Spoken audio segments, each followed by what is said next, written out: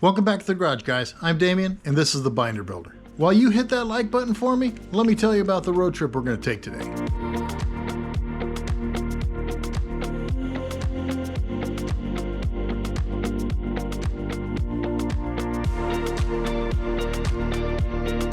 My last video, I told you that Nick over at Buggy Fabrication has got my parts ready. So today I'm taking a nice leisurely drive from Little Rock, Arkansas, up past Indianapolis, Indiana, to pick up my parts. Now I know that's about a 1,300 mile round trip, but you Californians, don't worry. I'm paying Arkansas gas prices, which is about $2.50 a gallon.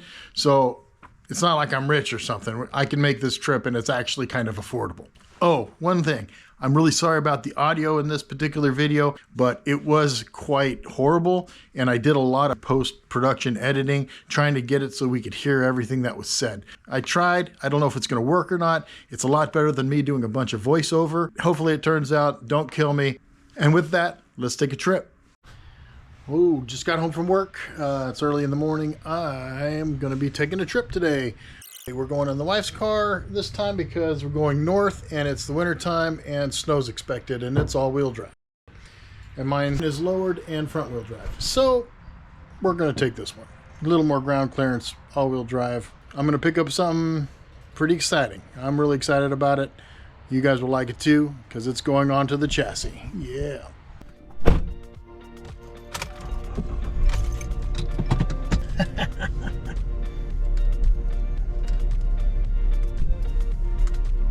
Starting out here in Arkansas, it was 8:30 in the morning, but a good old 50 degrees. GPS is reading about 658 miles in about 10 hours of driving. As we crossed into Missouri 2 hours later, temperature dropped to about 46.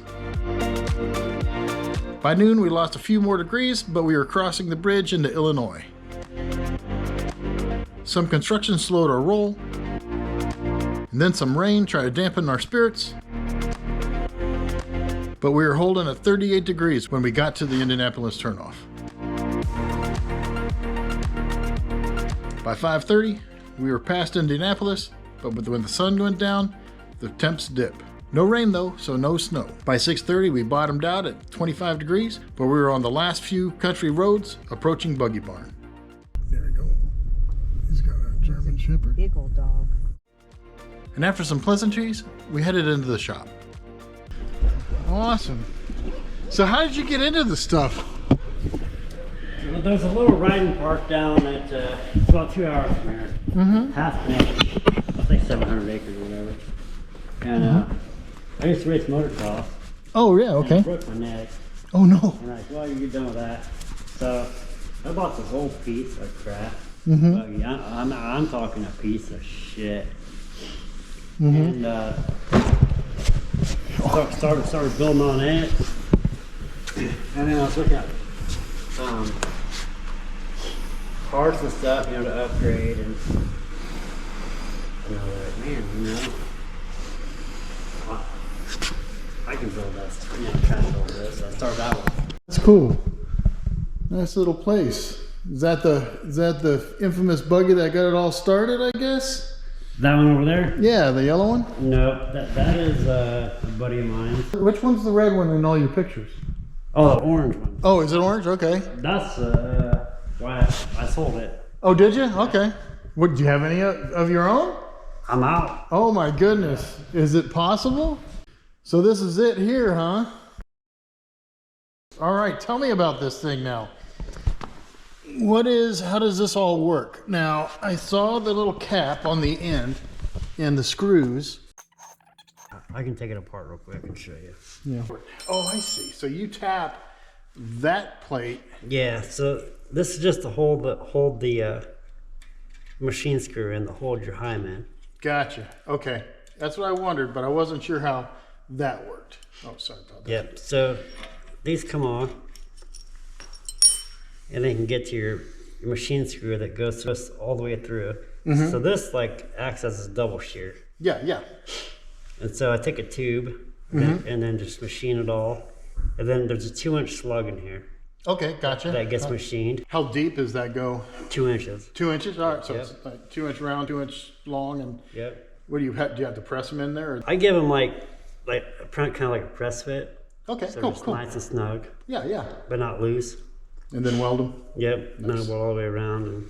And then I guess you got some misalignment spacers or just little sleeves just to Yeah. kind of space the. Okay, cool. Yep. This is a spacer here, and that's the. That's the head of the nut or Yeah. the screw. And then I machine these down. Okay. I can actually show you one. Oh, yeah, yeah, you do, but yeah. So I machine them down so they're smooth, Right. and then Oh, very nice. Okay, cool. Fine thread. Nice. All right, cool. Yeah, yeah. And then this part goes right up to the. This part goes right up to the heim. So yeah, so your heim's on this. on the shoulder. Yeah, Yeah. it's shanked. Is the I think is what they call it. Yeah, on the shank versus Nice. the threads. Okay, cool. And there's that much thread, or there ends up being like that much thread going in there. Okay. The inner torsion. Nice, nice. All right, cool. Honestly, I was thinking I was going to get some flack for how heavy this thing is going to be, but I was like, then I saw that one guy who broke his, and a YouTube friend of mine, he talked about another guy that he knew. First day out on this last Thanksgiving, he went out to the desert just to play. First day, he broke his. I'm like, you know what? It's better to be too heavy and not be broke. Yeah. Than to save a few pounds and be broke. Yeah, so I'm okay with that. In our off-roading, we just stock horses. Of course, we bend them all up, and so I designed that years ago. And some other guys were making about an 1/8 inch wall. Yeah, I know. Bending them. Yeah, I know one guy who just made his own, and I was like, ooh, 1/8 inch. So I was like, okay, what do I see? I'm from Scout World, the old International Scouts, and I always joke that IH isn't International Harvester. Anyone who's pushed one knows it stands for it's heavy. And so I've always overbuilt everything because it's already heavy. I mean, what am I going to do? I'm not going to add much weight more than what it is. But yeah, so. And that's like my last bug. You weighed like 2,200 pounds. Oh, that's not too bad, really. I mean, it would climb just as good as the guys that tried skimping pounds. Then after showing me how to center the trans mounts. And then you're up and down in your car. So I just tack these. Yeah, I noticed. So like, so much, like if you look at like. Yeah, I'll record it that. Yeah, it is shocking how much. So much that changes that. Yeah, go ahead and do that again. Just that much is that much on that. That is crazy. So that's why people buy arms and they complain about, hey, the camber's off. Yeah. Well, how are your inner pockets set? Right. If they're cocked way up, or if they're cocked like way down. Yeah, then you're gonna have. Yeah. You're gonna have. Right. You can see that. I can't honestly. I'm new to trailing arms and stuff like that. Yeah. That's freaking crazy. I had no idea it would move that much. Just that little movement. That is nuts. Because there's a guy that posted on there. He has a set of my arms. And his tires are like this. Yeah. So he was like, "Hey, your stuff is off." Yeah. You're like, "No." So I posted on there, or I sent a video how to fix it.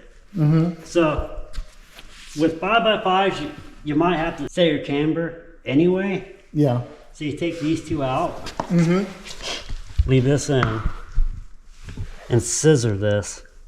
Right. You said a bottle jack on that. Yeah, you can put a bottle jack under here. And just scissor this a little bit, like an 1/8 inch. Will move your tire in and out. A lot. All right. Yeah. And then I appreciate you explaining all that to me because like I said, I'm new to this stuff. Drill new holes. Or just ream them, Yeah. And then put one new bolt in and you're good to go. Rocking. Yeah. That's a huge adjustment. Just a little bit of movement makes a huge adjustment. That's like nuts. And that's a huge arm. I mean, you're talking make a lot of clearance, a lot of travel. I will say this. I thought these made in the USA were on the bottom because I think that's the way. I got a set of your 3x3s from a guy when I first started building it, and they were used. He just had them in his backyard or something. He had 2 shock mounts, but on the other side. So I just assumed the Made in USA was at the bottom so that people could see it when they're looking up underneath, you know. Gotcha. And so like when you show it, you're like, oh no, they're on the top. I was like, oh crap, okay, all right. Because it is kind of, I'll be honest with you, it's kind of a shame to cover it up with a shock mount. I'm going to tell you that right now. But it is. And they're just stiffeners, you know, just to make your arm stronger. And I was like, well, I might as well laser it in, you know, since they are. Yeah. Make it from scratch. And yeah, a lot of guys, oh man, I hate covering it up. It's like, I know. What you should do, move this to the bottom plate and the 3 holes to the top. But nobody ever see them. Well, yeah, true. I had a Scout once I built and I sold it off. And the guy who bought it, he came out one day for lunch after work and he saw some guy up underneath the Scout just checking everything out from underneath. So maybe it's one of those Easter egg things that you could see. Yeah. But I do like your little Made in the USA plates that you put on sometimes. I got some of them. Heck yeah, bud. Heck yeah. Because I can put them in a nice prominent place. How many you want? Give me 4. Because that way I can put them in a couple places. I got a Ziploc bag. Yeah. Oh, that'd be awesome, yeah. And these are Dodge Intrepid, you said 97? Yep. Dodge Intrepid front wheel bearing. And that is, what is the wheel pattern on it? 5 and 4.5. Nice, nice. I really appreciate your time doing this. Yeah. Appreciate you staying up and allowing me to come pick it up. That's a long drive. 10 hours. It's true. It's true. I'm not gonna lie to you. It's a long drive, but you know what? Like I said in my text, I think it's worth it. So, because yeah, all I see is people breaking these. I don't think I'm gonna have that problem. If you better break one, call me and I'll fix it. I'll replace it. I doubt that's gonna happen, but I warn you everything. I mean, cool, man. You don't. Well, it's a hell of a setup, dude. Seriously, that is super nice. It's clean. It's beefy. It matches my pan, so I'm super happy with that. Yeah, I couldn't have done that good a job. So, heck yeah. I mean, I like to stick metal together, but I don't do it like that, you know. But thanks a lot. Just a lot of experimenting and trying different things, you know. The rest of this visit is what most of the VW community know and love. What seems like a all too short time hanging out and talking for a bit was probably an eternity for my wife, who's still waiting in the car outside. But after some chit chat, it was time to leave. But as I left, Nick had one more thing to teach me about his custom torsion tubes. That is a pretty cool way of locking these machine screws in. Oh, and they're... I wouldn't have thought of that, I'll be honest with you. So, okay, we'll leave that on there. Okay. So, like an Allen head, this fits inside of here, so you can check them periodically. You don't have to take this off. Oh, nice. Okay. So it's just big enough that it captures the bolt. Okay. But you still get this in there. Nice. Okay. All right. After that, Nick disassembled as I ran the parts out to the car.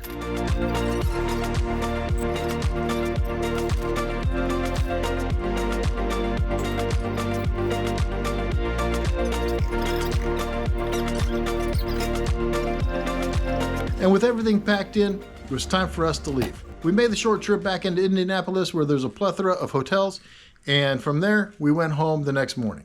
While I realize this isn't a build video, I figured I'd share it anyway.